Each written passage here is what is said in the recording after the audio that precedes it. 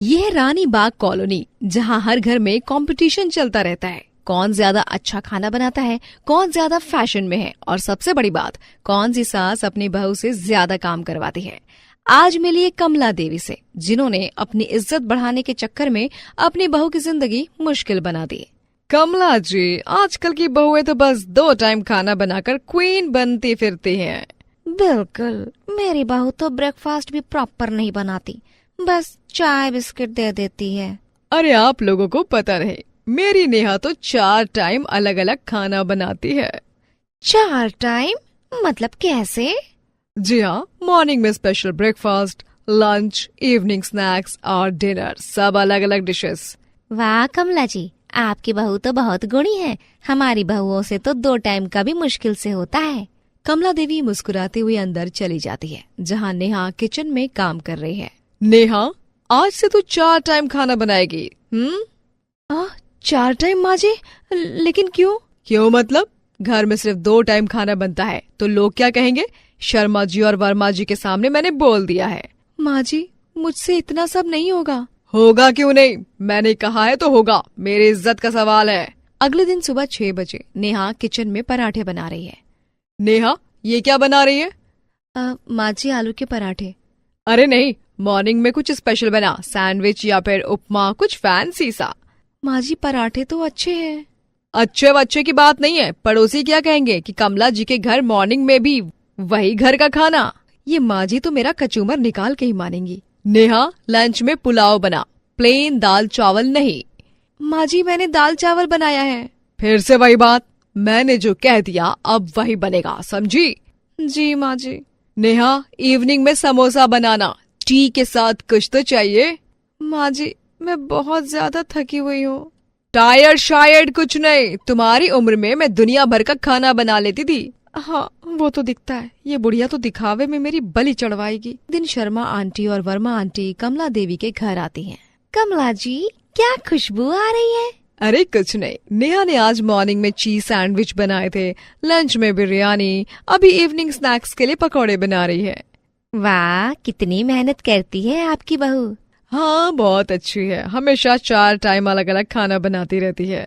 नेहा चाय लेकर आती है, उसकी आंखें लाल हैं। आंटी जी, चाय ले लीजिए। अरे कमला, तुम बहुत लकी हो, ऐसी टैलेंटेड बहू मिली है। और बेटा, तुम भी बहुत गुणी हो। जी आंटी जी।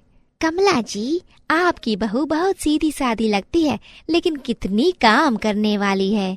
हाँ, मैंने इसे अच्छी तरह ट्रेन किया है। रात को विकास ऑफिस से घर आता है। नेहा, कहाँ हो तुम? आ रही हूँ, डिनर तैयार कर रही हूँ। यार, तुम हमेशा किचन में क्यों रहती हो? मुझसे बात भी नहीं करती। विकास, माँ जी को 4 टाइम अलग अलग खाना चाहिए, मैं सुबह से शाम तक किचन में हूँ। 4 टाइम? ये कब से शुरू हुआ? पिछले हफ्ते से। माँ जी का कहना है कि सोसाइटी में इज्जत का सवाल है। ये क्या बात है? रुको जरा।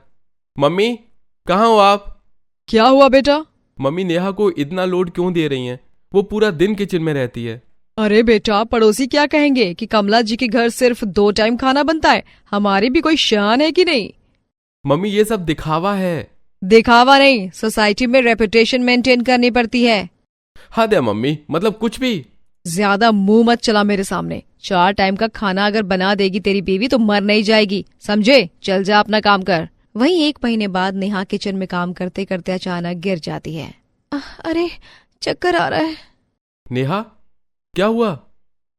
अरे बहू, तबीयत ठीक नहीं लग रही। अरे नेहा, ये क्या हुआ? कोई डॉक्टर को बुलाओ भाई। इनकी तबीयत वीकनेस और स्ट्रेस की वजह से खराब हुई है, बहुत ज्यादा काम कर रही हैं लगता है। सुना आपने? डॉक्टर साहब, क्या करना होगा? कंप्लीट रेस्ट और कम से कम काम। अगले दिन नेहा बिस्तर पर रेस्ट कर रही है और कमला देवी किचन में 4 टाइम का खाना बना रही हैं। अब मुझे ही बनाना पड़ेगा, लेकिन क्या बनाऊं? मम्मी, ब्रेकफास्ट क्या है? बेटा, मैं पराठा बना रही हूँ। अरे बाप रे, अब लंच भी बनाना है। नेहा कितनी आसानी से सब कुछ कर देती थी। तभी शाम को शर्मा आंटी आती है। कमला जी, आज कुछ अलग स्मेल आ रही है। हाँ, वो आज नेहा बीमार है तो मैं बना रही हूँ। अच्छा, तो इवनिंग स्नैक्स क्या बनाया? वो आज आज सिंपल चाय बिस्किट है। अरे आप तो कहती थी कि 4 टाइम अलग अलग। वो आज स्पेशल कुछ नहीं, बस यही है। पूरे दिन खाना बनाते बनाते रात को कमला देवी बहुत थका हुआ महसूस करती हैं। आज तो मैं बिल्कुल थक गई, पूरे दिन किचन में रही। अब पता चला कि नेहा कितना काम करती थी। हाँ, मुझे लगता था कि 4 टाइम खाना बनाना कोई बड़ी बात नहीं, लेकिन आज समझ आया। मम्मी, नेहा को बहुत बुरा लगता था जब आप उससे इतना सब कुछ करवाती थी। बेटा, मैंने गलती की है। सोसाइटी के सामने दिखाने के चक्कर में मैंने नेहा को परेशान कर दिया। अरे भाग्यवान, अब तो समझ जाओ, छोड़ो ये सब चोचलापन। अगले दिन नेहा कुछ बेहतर फील कर रही थी। बेटा, मुझे माफ कर दे, मैंने तुझे बहुत परेशान किया। सोसाइटी के सामने दिखाने के चक्कर में तेरी हेल्थ की परवाह नहीं की। माँ जी, कोई बात नहीं, बस आप समझ गई, यही बहुत है। हाँ बेटा। और वो 4 टाइम वाला ड्रामा भी बंद, अब सिर्फ 2 टाइम, वो भी सिंपल खाना। एक हफ्ते के बाद किचन में नेहा और कमला देवी साथ में काम कर रही हैं। वाह, आज तो टीम वर्क हो रहा है। हाँ बेटा। वही कुछ टाइम बाद शर्मा और वर्मा आंटी फिर घर पर आती हैं। कमला जी, आजकल 4 टाइम का खाना बंद कर दिया? हाँ, मैंने रियलाइज किया कि ये सब दिखावा था। मतलब? मैं सिर्फ आप लोगों को इम्प्रेस करने के लिए अपनी बहू को टॉर्चर कर रही थी, ये गलत था। हैं? लेकिन कमला जी, अब हम साथ मिलकर 2 टाइम का अच्छा खाना बनाते हैं। क्वालिटी इम्पोर्टेंट है, क्वांटिटी नहीं। आंटी जी, चाय ले लीजिए। बेटा, तुम बहुत खुश लग रही हो आजकल। जी आंटी जी, माँ जी अब मेरी बेस्ट फ्रेंड बन गई हैं। हाँ, अब हम टीम हैं। रात को पूरा परिवार डाइनिंग टेबल पर बैठते हुए बात करता है। वाह, आज का खीर बहुत टेस्टी है। ये किसने बनाया? हम दोनों ने। Perfect combination. नेहा, तूने मुझे सिखाया कि कुकिंग में सबसे इम्पोर्टेंट इंग्रेडिएंट क्या है। क्या माँ जी? लव, प्यार, मोहब्बत और साथ मिलकर काम करना। मम्मी, अब आप सोसाइटी प्रेशर में नहीं आएंगी ना? बिल्कुल नहीं, अब मैं समझ गई हूँ कि खुशी अपने घर में होती है, दूसरों को दिखाने में नहीं। और इस तरह कमला देवी को समझ आया कि सोसाइटी के सामने दिखावा करने से अच्छा है अपने घर में खुशी रखना। जब तक हमारे ईगो हमारे फैमिली के लिए प्रॉब्लम ना बने, तब तक सब ठीक है, क्योंकि आखिर में सबसे बड़ी अचीवमेंट होती है अपने परिवार की खुशी। ये कहानी है बनारस की गलियों में रहने वाली लड़की मीरा की। जन्म से गरीब लेकिन दिल से अमीर, लेकिन किस्मत को कुछ और ही मंजूर था। तभी तो पाई पाई जोड़ने वाली लड़की को सीधे मिला सोने की महल वाला ससुराल। वो कैसे, चलिए जानते हैं। माँ, दवाई के पैसे हो जाएंगे, बस एक और ब्लाउज सील देती हूँ। बेटी, रात दिन काम करती है, आंखें खराब हो जाएंगी तेरी। मीरा, आज मजदूरी कम मिली है बचवा। पापा, परेशान काहे होते हैं? आपके पास आपकी बेटी है अभी, हम मिलकर सब संभाल लेंगे। घर से कुछ दूरी पर मीरा अपने काम से गई। तभी उसकी नजर एक आदमी पर पड़ी जो जमीन पर गिरा हुआ था। अरे, ये अंकल जी को क्या हुआ? इनकी तो सांस ही नहीं आ रही। कोई गरीब आदमी है शायद, छोड़ दे, अपना काम देख। पागल है क्या आप? ऐसे कौन बोलता है? मदद नहीं कर सकते तो फालतू की बात मत करिए और ज्यादा भीड़ मत लगाओ। हटो। ऑटो, ऑटो, अरे ऑटो वाले भैया रुको तो। भैया जल्दी अस्पताल ले चलो इन्हें। अब इनको सही समय पर ले आई हैं। इनको हार्ट अटैक आया है, तुरंत ऑपरेशन करना होगा, जिसके लिए 2 लाख रुपए लगेंगे। क्या? इतने सारे पैसे? ठीक है, आप करिए डॉक्टर साहब, पैसों का इंतजाम हो जाएगा। इनकी जान ज्यादा कीमती है। बेटी, तुमने हमारी जान बचाई है। कौन हो तुम? जी, मैं मीरा हूँ। आप ठीक है ना? बस यही जानना चाहती थी। तुमने अपने जेवर बेचे मेरे लिए, लेकिन क्यों? जी, इंसान की जान से बड़ा कोई जेवर नहीं। आप किसी के पिता होंगे, किसी के पति, उनका क्या होता, ये सोच के मैंने मदद की। बेटी, तुम जैसे लोग आजकल कहाँ मिलते हैं। मैं तुम्हारा कर्जदार हूँ। मैं तुम्हें अपने घर की बहू बनाना चाहता हूँ। मेरा बेटा अर्जुन है, तुम्हारी शादी उससे कराना चाहता हूँ। लेकिन हम तो बहुत गरीब हैं, और आप कहाँ, हम कहाँ सेठ जी? अमीरी गरीबी तो दिल की होती है बेटी, और तुम्हारा दिल सोने से भी कीमती है। शादी के बाद जब मीरा ससुराल पहुंची तो हैरान रह गई। हर चीज सोने की थी। ये तुम्हारा कमरा है, यहाँ सब कुछ सोने का है। एकदम कीमती, सोच समझ कर इस्तेमाल करना। मीरा, पिताजी ने तुम्हारे लिए खास तौर पर यह सब बनवाया है। तुम हमारी घर की लक्ष्मी हो और ये सारे गहने और कपड़े सब सोने के हैं। यहाँ तक कि साड़ी में भी सोने के जरी का काम हुआ है। ये सारी कीमती चीजें सब तुम्हारे लिए। इतना सोना मैंने कभी सोचा भी नहीं था, लेकिन इतनी कीमती चीजों की तो मुझे आदत नहीं है। भाभी, सब धीरे धीरे हो जाएगा। यहाँ सब कुछ है, लेकिन फिर भी कुछ तो कमी लगती थी जो आपके आने से अब पूरी हो गई। मुझे भी खुशी है कि मुझे देवर के रूप में एक प्यारा सा भाई मिला है। मीरा, मेरा खाना निकाल के मेरे कमरे में ला दो और माँ का खाना भी उनके कमरे में पहुंचा देना। आप सब अलग अलग क्यों खाना खाते हैं? घर में हंसी मजाक क्यों नहीं है? मीरा, यहाँ सब अपने अपने काम में व्यस्त रहते हैं। पैसा कमाना है, बिजनेस संभालना है। कमला देवी मीरा और अर्जुन की बातों को सुन लेती है और अर्जुन को अपने पास बुला के बोली, अर्जुन, मीरा को समझा दे, यहाँ गरीबों जैसी हंसी मजाक नहीं चलता। ये अमीरों का घर है, सब हिसाब से चलता है और जरा मामला हाई फाई है। माँ जी, गरीबी में भी हमारे घर में खुशी थी। यहाँ सोना चांदी सब है, लेकिन प्यार और अपनापन तो कहीं नहीं दिखा मुझे। भाभी, मम्मी का मतलब ये नहीं था, आप दुखी मत होइए। मीरा सही कह रही है। धंधे में इतना खो गए कि घर को घर ही नहीं रहने दिया। कुछ दिन बाद मीरा की उस घर में पहली रसोई थी। उसने घर में सबसे बोला, आज मैं सबके लिए खाना बनाऊंगी और हम सब साथ बैठकर खाएंगे। साथ बैठकर? ये तो सालों से कभी नहीं हुआ। लेकिन मीरा, मैं ऑफिस से थका हुआ आता हूँ। तो और भी जरूरी है कि आप परिवार के साथ बैठें। खुशी मिलेगी, थकान भी उतर जाएगी। भाभी की बात सही है, मैं तैयार हूँ। चलो आज से नई शुरुआत करते हैं। देखते हैं कैसा लगता है। लीजिए, सबके लिए घर का खाना बनाए। वाह मीरा, कितना स्वादिष्ट है। भाभी, आपके हाथ में तो जादू है, जादू। बेटी, तुमने हमें सिखाया कि खाना सिर्फ पेट भरने के लिए नहीं, बल्कि रिश्ते मजबूत करने के लिए भी होता है। मीरा, मैं गलत थी। तुमने सच में हमारे घर में खुशी भरी है। माँ जी, अब तो लगता है कि सच में घर मिल गया। एक बात कहूँ, मन में बहुत दिनों से है। हाँ बेटी, खुलकर कहो। पापा जी, भगवान ने हमें इतना दिया है, क्यों ना हम उन लोगों की मदद करें जो मेरी तरह गरीब हैं। लेकिन मीरा, बिजनेस में पैसे की जरूरत होती है। जी हाँ, लेकिन जब मैंने अपने पापा की जान बचाई थी तो मेरे पास कुछ नहीं था। फिर भी भगवान ने मुझे आप जैसा परिवार दिया ना। भाभी सही कह रही हैं, हम करोड़पति हैं, कुछ तो मदद कर सकते हैं। मीरा, तुम्हारे दिल की बात सुनकर मुझे अपने बेटों पर गर्व हो रहा है। ठीक है बेटी, कल से शुरू करते हैं। अस्पतालों में गरीबों के लिए मुफ्त दवाई की व्यवस्था करेंगे। कुछ महीने बाद अग्रवाल परिवार का सम्मान समाज में और भी बढ़ गया। अग्रवाल साहब, आपकी मदद से सैकड़ों गरीब मरीजों का इलाज हुआ है। बहन जी, आपकी वजह से मेरे बच्चे की जान बची है। भगवान आपको खुश रखे।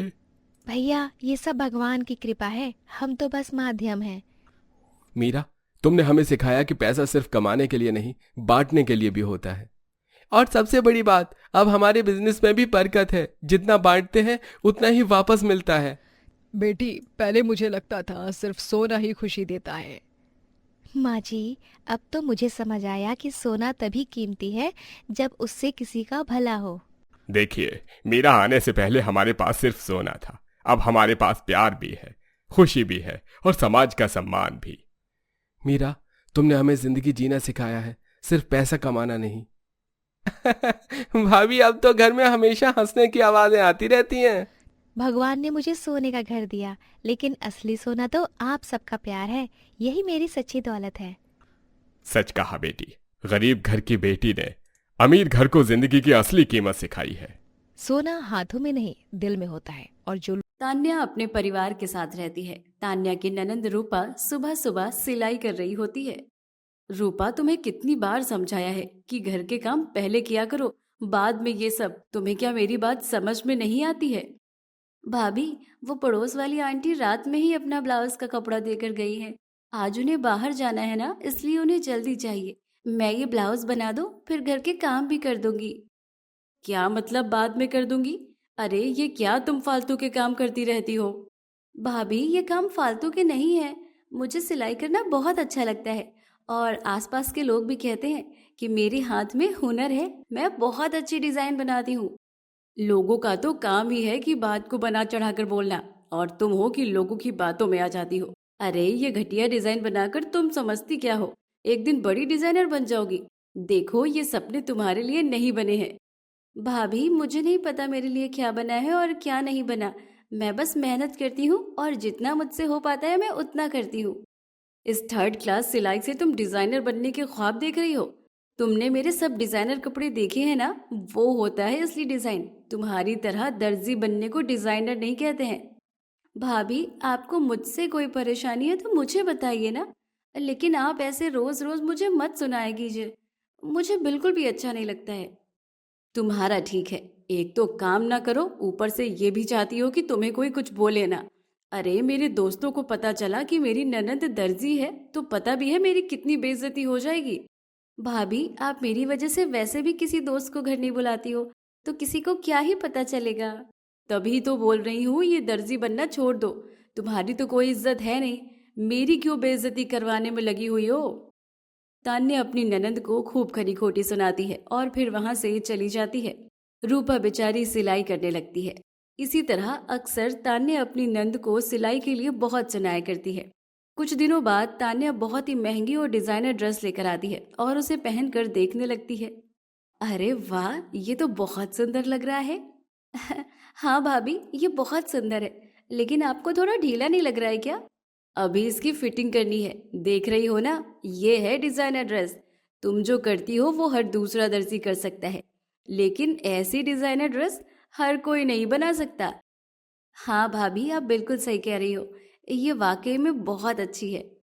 2 दिन बाद मेरा एक बहुत बड़ा इवेंट हो रहा है, मुझे वहां पहनकर जानी है ये ड्रेस। वहां एक कंपटीशन है और मुझे पूरा विश्वास है कि इस ड्रेस को पहनने के बाद तो मैं ही जीतने वाली हूँ। भाभी आप इतनी प्यारी लग रही हो, देखना आप ही जीतोगी। चलो फिटिंग के लिए दे देती हूँ, रेंट पर ले रही हूँ मैं ये ड्रेस। भाभी मैं बना देती हूँ, आपने बाहर किसी से रेंट पे क्यों ली? अरे तुम तो चुप ही करो, तुम दर्जी हो, ब्लाउज सूट सलवार यही बना सकती हो, डिजाइनर ड्रेस नहीं। हटो, मैं जा रही हूँ फिटिंग के लिए। तान्या अपनी ड्रेस को फिटिंग के लिए दे देती है। 2 दिन बाद तान्या इवेंट के लिए अपने कपड़े और सामान पैक करती है कि तभी उसकी नजर उस डिजाइनर ड्रेस पर पड़ती है। अरे नहीं, ये कैसे हुआ? इस ड्रेसेस के बिना पार्टी में जाने का क्या होगा, और प्रतियोगिता कैसे जीतूंगी मैं? अब क्या करूं, इसे भी अभी फटना था क्या? तान्या काफी परेशान होकर वहीं बैठ जाती है। तभी उसकी ननंद कमरे में आती है। अरे भाभी आपको जाना था ना, फिर आप यहाँ उदास क्यों बैठी हो? जल्दी जल्दी तैयार हो जाओ वरना लेट हो जाओगी। इतनी जल्दी जल्दी क्यों हो रही हो? देख नहीं रही क्या तुम, सब खराब हो गया है। क्या हुआ भाभी, कुछ देर पहले तो आप इतनी खुश थी, इतनी एक्साइटेड थी, अब अचानक से क्या हो गया? तुम समझोगी नहीं, मेरी महंगी ड्रेसेस का फट जाना और वो इवेंट, तुम्हें पता भी नहीं है कि वो इवेंट मेरे लिए कितना जरूरी था। अरे ये सब आज ही होना था क्या? अब क्या करूं मैं, मुझे कुछ समझ नहीं आ रहा। भाभी मुझे आपका दुख समझ आ रहा है, और आपको इतना परेशान देखकर मुझे भी बिल्कुल अच्छा नहीं लग रहा है। मैंने भी बहुत सारी ड्रेसेस बनाई हैं, अगर आप चाहो तो उनमें से कुछ पहन सकती हो। तुम क्या पागल हो?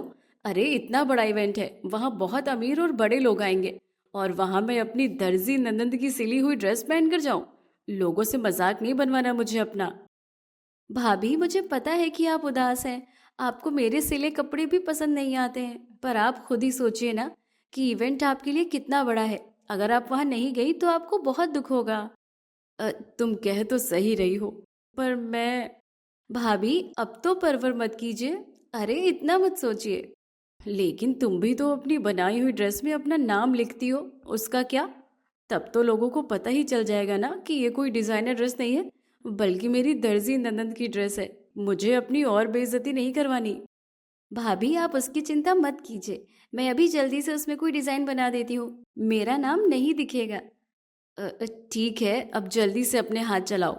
रूपा अपनी भाभी के हिसाब से ड्रेस तैयार कर देती है, जिसे तान्या पहनकर पार्टी में जाती है। प्रतियोगिता भी शुरू होती है।